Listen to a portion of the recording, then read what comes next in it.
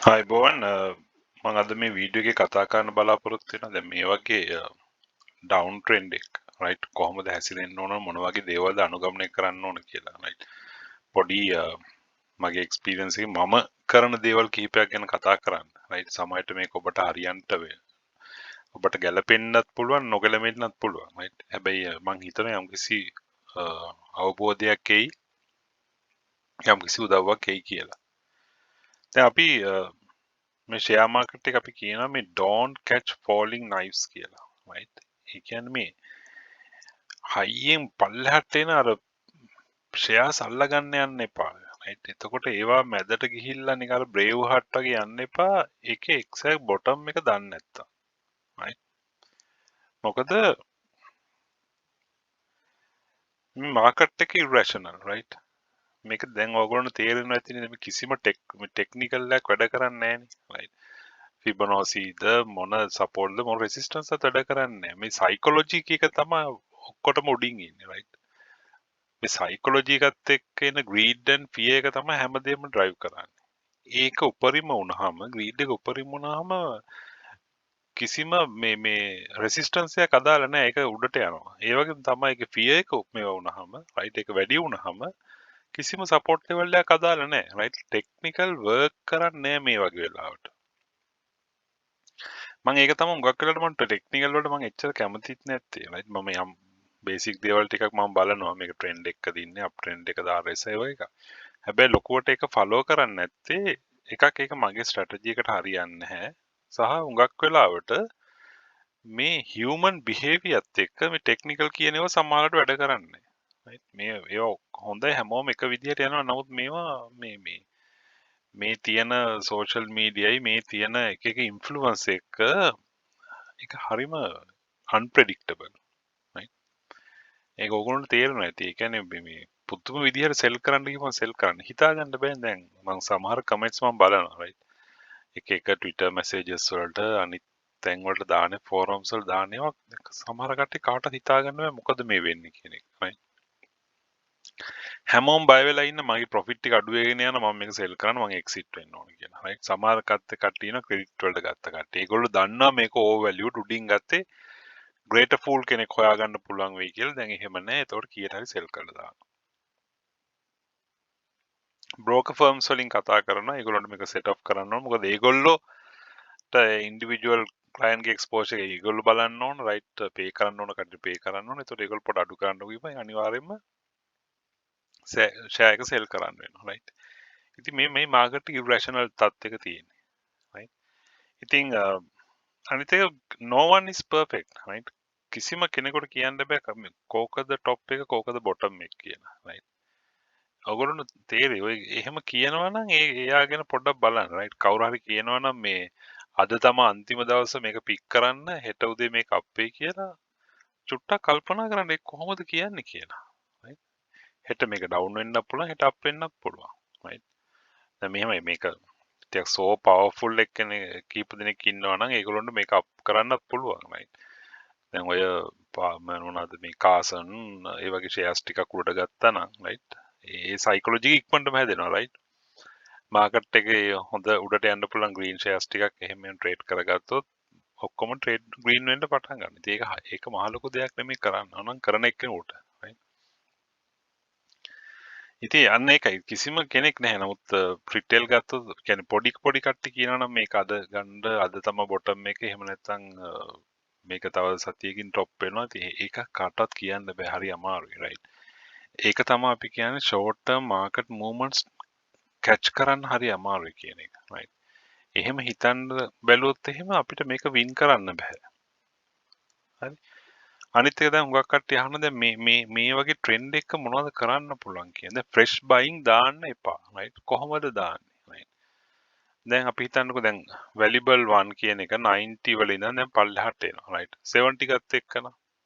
ඇයි ගත්තේ? ඒක තව පල්ලෙහාට එනවා. right. දැන් ගොඩක් ඒ වගේ ෂෙයාර්ස් එහෙමයි. ඒ ගත්තට වැඩක් නැහැ පල්ලෙහාට යන. දැන් මේ වගේ ට්‍රෙන්ඩ් එක හොඳම වැඩි මම මොකොත් කරන්නේ. මම ෆ්‍රෙෂ් බයින් කරන්නේ. මගේ තියෙන ෂෙයාර්ස් මං ගොඩක් බොටම් එක අරන් තියෙන්නේ මට ඒක සෙල් කරන්න උවමනාවකුත් නැහැ.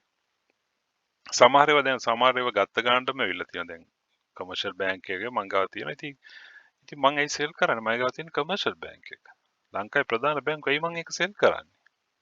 ඒක සෙල් කරලා මම ඒකේ වැලියු එක දන්නවනම් ඒ මං සෙල් කරන්නේ. ඒ වගේ මගේ ගාව තව ෂෙයාර්ස් කීපයක් තියෙනවා. right? ඒවා එහෙම සෙල් කරන්නේ. සමහර ඒවා තියෙනවා ගොඩාක් යට අරන් තියෙන්නේ. right? සෙන්ට්‍රල් ඉන්ඩස්ට්‍රීස් තියෙන 40s වල. right? ලංකා මිල්ක් ෆුඩ් තියෙන්නේ 100 වල. right? සන් තියෙන්නේ 50s වල. ඉතින් ඇයි මං සෙල් කරන්නේ? මං තාම ප්‍රොෆිට් එකේ. right?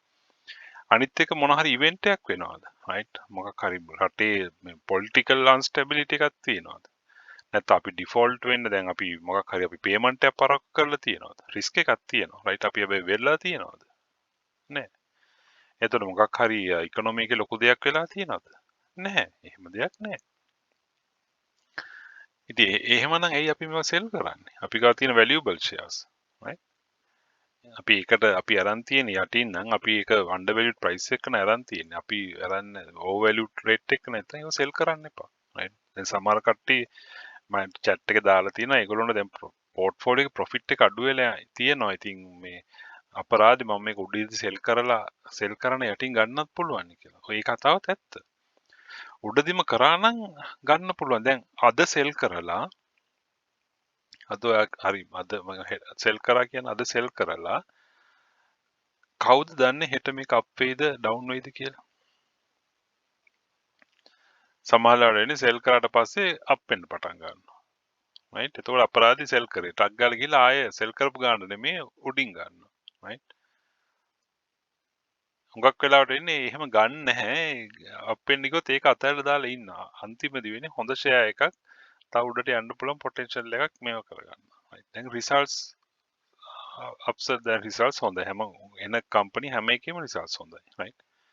දැන් අද ලංකා මිල්ක් ෆුඩ් ආව හොඳ රිසල්ට්ස් තිබ්බා. ප්‍රෙඩික්ට් කරපු විදිහටම රිසල්ට්ස් ඇවිල්ලා තිබ්බා. right? ඉතින් ඇයි ඒ වගේ කම්පැනි සෙල් කරන්නේ? right? මේක යම්කිසි ගානක නතර වෙයි. right? දැන් අද දැක්කනේ බුල්ස් බෙයා ලොකු ට්‍රැෆික් එක උඩට ආවා ආය පල්ලෙහාට ගියා. right? ඕක එක ගානක නතර වෙයි. හැබැයි අර ඉස්සර කලින් ට්‍රෙන්ඩ් එක වගේ උඩට යන්න බෑ දැන්. right? ඒ වේගෙම යන්න බෑ. ඒක හිමීට යන්න ඕන. මොකද දැන් මම ඒත් කලින් කිව්වා වගේ ලොකු සෙල් ඕඩර්ස් තියෙන උඩ. සමහර කට්ටිය ඉන්න මේ එක්සිට් වෙන්න බලාගෙන. එතකොට ඉතින් ඒක පහු කරන යන්න නම් ලොකු ෆ්‍රෙෂ් බයින් එන්න ඕන, ෆ්‍රෙෂ් ලික්විඩිටි එකක් එන්න, ලොකු කෑෂ් එන්න ඕනේ. කෑෂ් එක තමයි යන්න ඕන. සමහර කට්ටිය ලෝන් අරන් කරන. දැන් මේකයි. ඕක තමයි ප්‍රශ්නේ. මම අර සෙලින් ස්ට්‍රැටජි එකත් කියලා තියෙන අපි ෂෙයා මාකට් එකේ දාන්න ඕන අපිට තියෙන එක්ස්ට්‍රා මනි. right? අපිට තව මාස දෙක තුනකින් ඕන වෙන සල්ලි මෙතනට දාලා ඒ ගානට ගියේ නැත්නම් මොකද වෙන්නේ? අර වමනා වෙනකොට දැන් මම මොකක් හරි වීඩියෝ එකක් කිව්වා මම දන්න කට්ටිය ඉන්නවා සමහර කට්ටිය මේ ළමයි ඉස්කෝලේ දාන්න තියෙන සල්ලි තව අවුරුද්දකින් දාන්න ඕන එකතු කරලා තියෙනවා ඒ ගාන ඉතිරි ගාන හොයාගන්න ෂෙයා මාකට් එකට දානවා. right? එහෙම කරන්න එපා. අපි දාන්න ඕන අපිට තියෙන එක්ස්ට්‍රා කෑෂ්. ඒකේ යම් ප්‍රමාණයක් අඩු මේ ලොස් වුණත් ඒ පාඩු දරා ගන්න පුළුවන් කෑෂ්. right? අපි මොකක් හරි නීඩ් එකකට ඉන්ටර්මීඩියට් නීඩ් එකකට මේ අවුරුද්දක් ඇතුළත යම්කිසි උමනාවක් වෙන කෑෂ් දාන්න හොඳ නැහැ මෙතන. හරි? අනිත් එක තමයි මේ ක්ලියර් අප් ට්‍රෙන්ඩ් එකක් වෙනකන් පොඩ්ඩක් බලන් ඉන්න ඕන. right? දැන් මම කරන්නේ එහෙමයි. right? මට බොටම් එක පික් කරන්න බැරි හින්දා මම අලුත් ෆ්‍රෙෂ් බයින් තියනවා මේ එකක් හරි වොලියුම් එක ඩ්‍රයිව් වෙනකන් හරි ඉන්න අඩුම ගානේ. වොලියුම් එක ඩ්‍රයිව් වෙලා මම මේ පොඩි විදියට පික් කරගන්නවා. එහෙම නැත්නම් මේක මොකක් හරි හොඳ අප් ට්‍රෙන්ඩ් එකක් මට දැනෙන්න ඕන. දැන් තාම අපිට එහෙම එකක් දැනෙන්නේ නැහැ. right? සමහරට හෙට සමහරට බුල් ට්‍රැප් එකක් එන්නත් පුළුවන්. ඉතින් මේ ඔක්කොම මම කියන්නේ මේ ඔක්කොම සයිකොලොජි එකත් එක්ක එන්නේ. right? ඕගොල්ලොන්ට ඒක දැන් තේරිලා ඇති. right? මම සමහර කමෙන්ට්ස් දැකපුවාම මට ඉතින් සමහර මම කමෙන්ට්ස් බලන මේවා ඉගෙන ගන්නත් එක එකනාගේ. සමහරලාට දැන් සමහර කමෙන්ට්ස් දැන් යනවා අර ඇන්ග්‍රි කියන එක. මගේ ඉමෝෂනල් සයිකල් එක බැලුවොත් දැන් ඇන්ග්‍රි ෆේස් එකේ ඉන්නේ. ඉමෝෂනල්ස් එකේ. සමහර වෙලාවට දැන් බනින හැම තැනටම බනිනවා. right? ඔක්කොටම බනිනවා. සෙක් එකටත් බනිනවා. බ්‍රෝකර්ස්ලටත් බනිනවා. හැමෝකටම බනිනවා. සමහරලාට හොඳ වචනත් දැක්ක මන් තැන්වල තියෙන ඒ අර හියුමන් බිහේවියර් එක මේ එන්නේ එළියට. ඉතින් ඕක දැන් පොඩ්ඩක් ගිහිල්ලා ආය අර ඔප්ටිමිසම් ගතියට එයි ටික ටික. right? ඉතින් එතකන් බලන් ඉන්න. ඉතින් අර මට නම් ඇත්තට මට පෞද්ගලිකව මේක දැනෙන්නේ නැහැ. ඉතින් මම මේක ඉගෙන ගන්න සහ මම ගොඩක් වෙලාවට ඒක රෂනල් විදිහට මම බලන හින්දා. right? ඒතර මම හුඟක් වෙලාවට මයින්ඩ් එක කූල් කරගෙන ඉතින් මේවට මුහුණ දෙනවා. නමුත් එහෙම එක්ස්පීරියන්ස් එකක් නැති කට්ටියගේ මානසික තත්ත්වය හිතා ගන්න පුළුවන්. ඉතින් ඒගොල්ලෝ ඒක වැරද්දක් නෙමෙයි. ඒක ඔයාලගේ හියුමන් බිහේවියර් එක. රයිට්. ඉතින් ඒකයි මම මේ ටිප්ස් ටිකක් කියන්නේ මේ වගේ වෙලාවට කොහොමද හැසිරෙන්න ඕන කියන එක. අරන් තියෙන හොඳ ෂෙයාර් එකක් නම් බය වෙන්න එපා. රයිට්. ඒක කවදා හරි රිකවර් වෙයි. ඩිවිඩන්ඩ් පේ කරනවා නම් ඩිවිඩන්ඩ් එකකින් හරි ලොස් එක කවර් කරගන්න පුළුවන් වෙයි. රයිට්. මේ හැබැයි ඉතින් අරන් තියෙන උඩ ප්‍රයිස් එක නම් ඉතින් ඒක ලොස් එක කට් කරගන්න එක තමයි මම හොඳ වැඩේ හැමදාම කියන වගේ. මොකද ඒ ගානට එන්න සෑහෙන කාලයක් යයි. හරි. බොහොම ස්තුතියි.